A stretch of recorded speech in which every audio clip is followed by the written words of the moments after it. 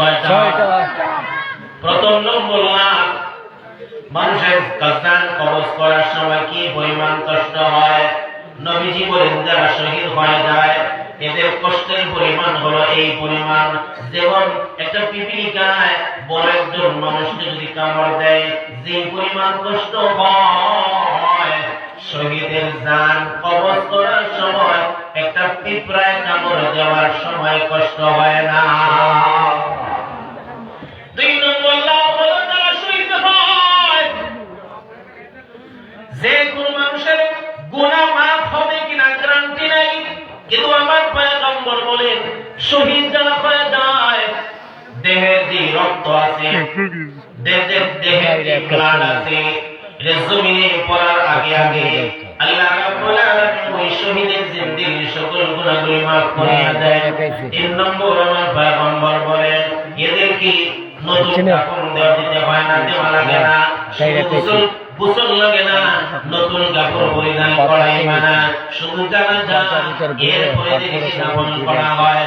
কবর জগতে দুনিয়ার সমস্ত মানুষকে তিনটা প্রশ্ন করা হয়, মান রাব্বুকা ওয়া মা দীনুকা ওয়া মান হাযার রাজুল আল্লাযী বু'িসা ফীকুম, তিনটা প্রশ্ন করা হয়।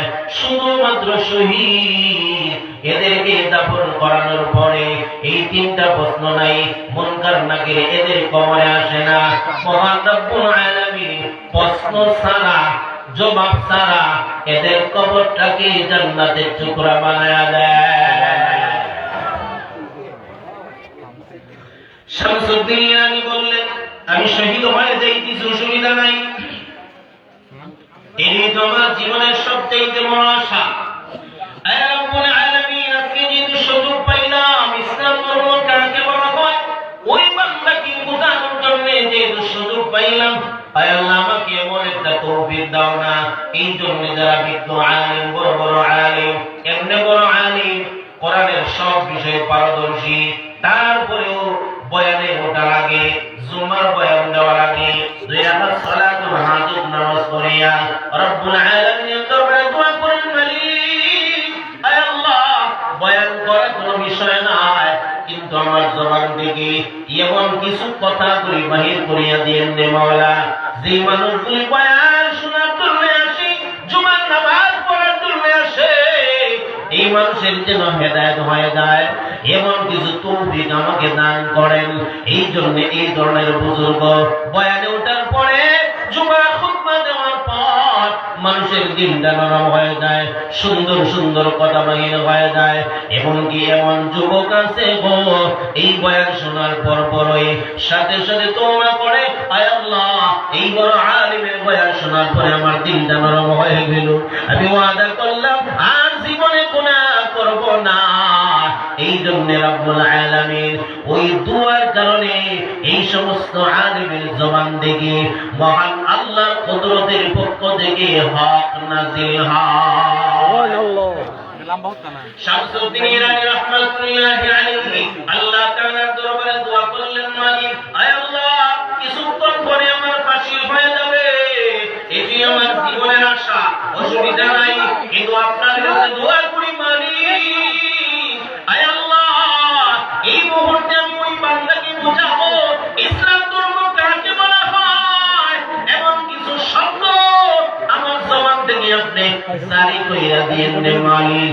আয় আল্লাহ এমন তৌফিক দান করেন আমার 10 মিনিটের বয়ান শোনার পরে ওই বার্তাখানের মতো ব্যক্তি যেন মুসলমান হয়ে যায়, এমন তৌফিক আমাকে দেন না। আমার পয়গম্বর বলে যে মানুষটা আল্লাহর রাস্তায় বাহির হয়ে যায়, জিহাদের ময়দানে বাহির হয়ে যায়, অথবা দ্বীন অন্বেষণ করার জন্য বাহির হয়ে যায়, আল্লাহর রাস্তায় যাওয়ার জন্য বাহির হয়ে যায়, নবীজি বলেন এই ব্যক্তি আল্লাহর রাস্তায় অর্থাৎ পরে আসার আগ পর্যন্ত আল্লাহর দায়িত্বে থাকে, আল্লাহর কুদরতি জিম্মায় থাকে। ওই সময় যে দোয়া ওই ব্যক্তি করে গো, আল্লাহ রাব্বুল আলামিন ফিরাইয়া দেন না। এই ব্যক্তির দোয়া করতে দেরি হয়, সাথে সাথে আল্লাহর দরবার কবুল হইতে দেরি হয় না। ভারতের একজন বড় আলেম সাইয়্যিদ আহমদ শহীদ রাহমাতুল্লাহি আলাইহি 1857 ইংরেজিতে, আজ থেকে প্রায় 200 বছর আগে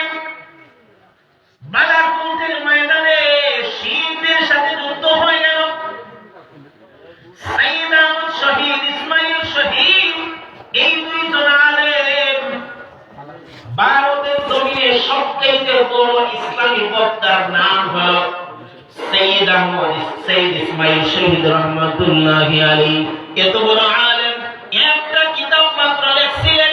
ওনার বয়ান তো ঠিক আছে, ওনার এক কিতাব পড়া পড়া প্রায় 3 লক্ষ হিন্দু মুসলমান হয়েছে।